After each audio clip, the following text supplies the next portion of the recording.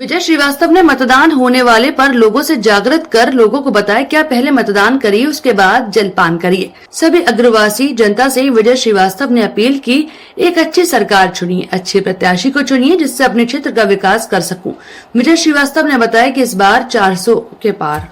सबसे पहले तो मैं आगरा जिले के अपने समस्त नागरिकों से ये अपील करूंगा कि आप लोग अपने मताधिकार का प्रयोग जरूर करें। मताधिकार और मतदान, इन दोनों में अंतर होता है। लोग कहता है मतदान करिए, मतलब मतदान कर दिया हमने, इसका मतलब कोई भी दान की हुई वस्तु का मतलब होता है कि हमने उसको दान कर दिया, मतलब अब हमको उससे मतलब नहीं है।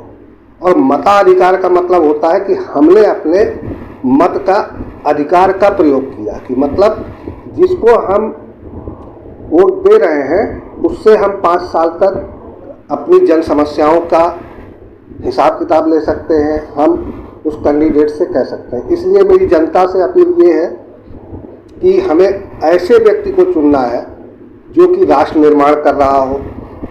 हमें ऐसी सरकार चाहिए जो राष्ट्र निर्माण में अग्रसरित हो, देश निर्माण में अग्रसरित हो, समाज को एक अच्छी दिशा दिखा रही हो और सर्वधर्म समभाव से चल रही हो।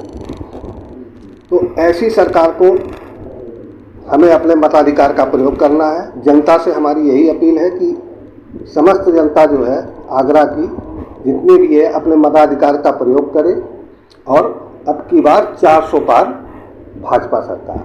वैसे देखे चुनावी माहौल चल रहा है, माहौल के अंदर लगातार प्रत्याशी टाल ठोक रहे हैं अपने अपनी कहने के लिए, मगर जनता जनार्दन ही तय करती है कि इस बार किसका लक्षण दे रहे हैं। तो पहले नहीं दिखता, वैसे 400 पार के नारे कुछ जारी हो रहे नहीं, 400 पार एक लक्ष्य है। कभी भी आप अपने दैनिक जीवन में या किसी भी उसमें या किसी ऑर्गेनाइजेशन में जहाँ भी आप कोई काम करते हैं तो एक आप कोई ना कोई एक टारगेट सेट करते हैं। घर में भी अगर किसी घर में 5 प्राणी रहते हैं तो कितना आटा लगेगा, कितना दाल लगेगा, कितनी चावल लगेगी, कितनी सब्जी है, उसका हम निर्धारण करते हैं। वैसे ही भारतीय जनता पार्टी ने एक निर्धारण किया है कि हमें इस बार 400 के पार जाना है। 400 पार जाने का लक्ष्य इसलिए रखा है क्योंकि सिर्फ यही एक ऐसी सरकार है जो कि जनता जनार्दन के लिए ही काम कर रही है, समाज के लिए काम कर रही है। देश का उत्थान हो रहा है, देश की जीडीपी आप देखिए कहाँ पहुँच गई है।